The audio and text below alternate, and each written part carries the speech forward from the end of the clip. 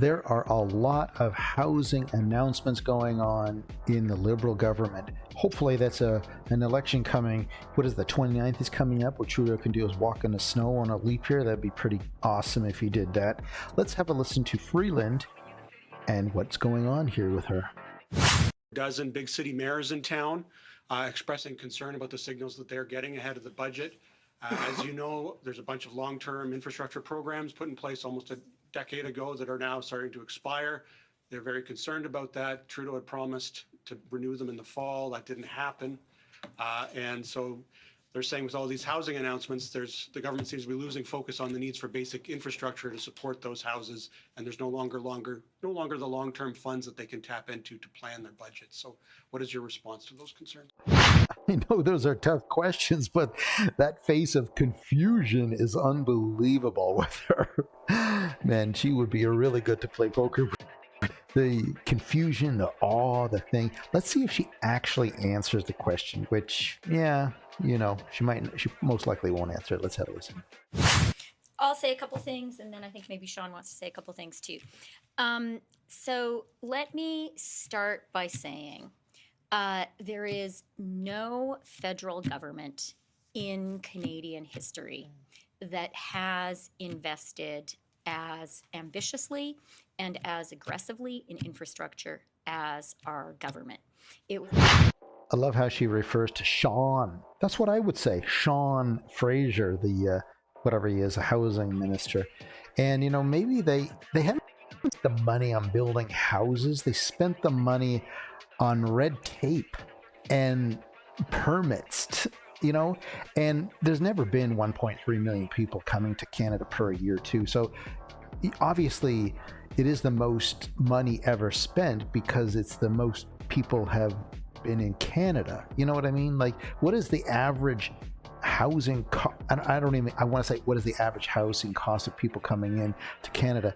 Why the government doesn't build houses, you know, that's a really confusion when it comes to her. They don't build houses. They just sort of make it streamlined, or should make it streamlined. And yeah, there are a lot of housing announcements.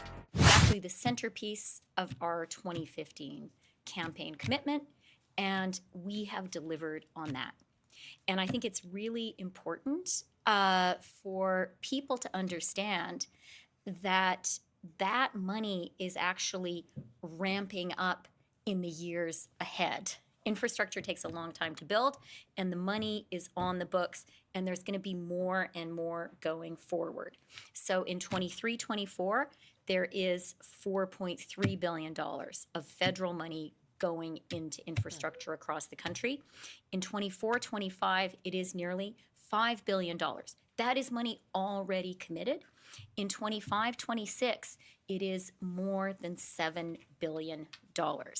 And so, you know, people just need to understand the money is there. It is out there building things across Canada. And I think we all recognize that when we travel around Canadian cities. You know, last week I was in Winnipeg, Quebec City, and Toronto. And that, what does she say? How many billion? What is that? $7 billion? It's not building anything.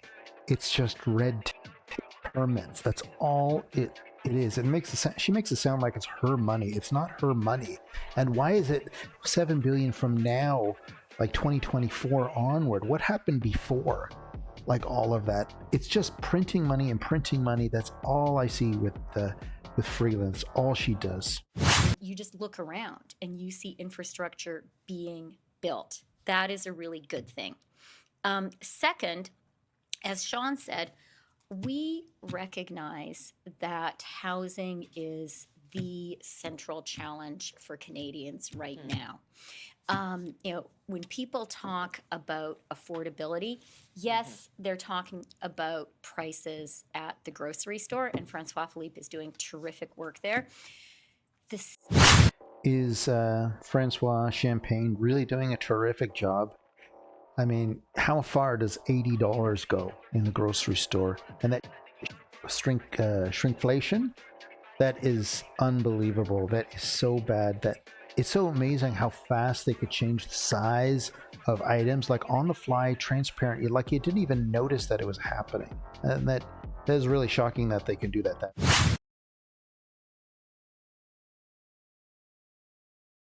Single biggest thing in families' budgets is paying your mortgage or paying the rent. And we know that the solution there is we just have to build more faster. We are absolutely committed to that, and we are doing it. You have seen a tremendous rollout of housing, not just projects, but housing measures over the past few months, whether it is lifting the GST on purpose built. Remind me again how tackling not lowering inflation and how the cost of everything gone up. The solution is to get more houses. That's not it. There's something so fundamentally wrong with what she's saying. Rental, that's 200 to 300,000 new homes.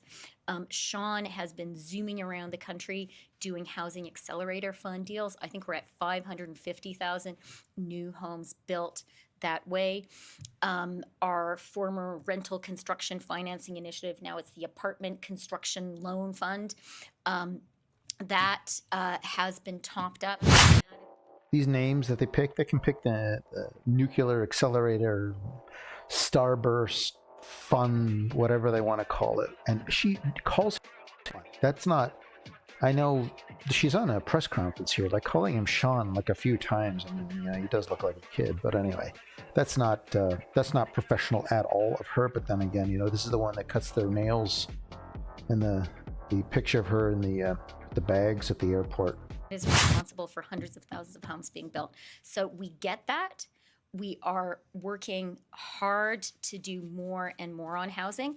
And we do recognize that we have to have conversations around being sure that there is infrastructure to support that housing.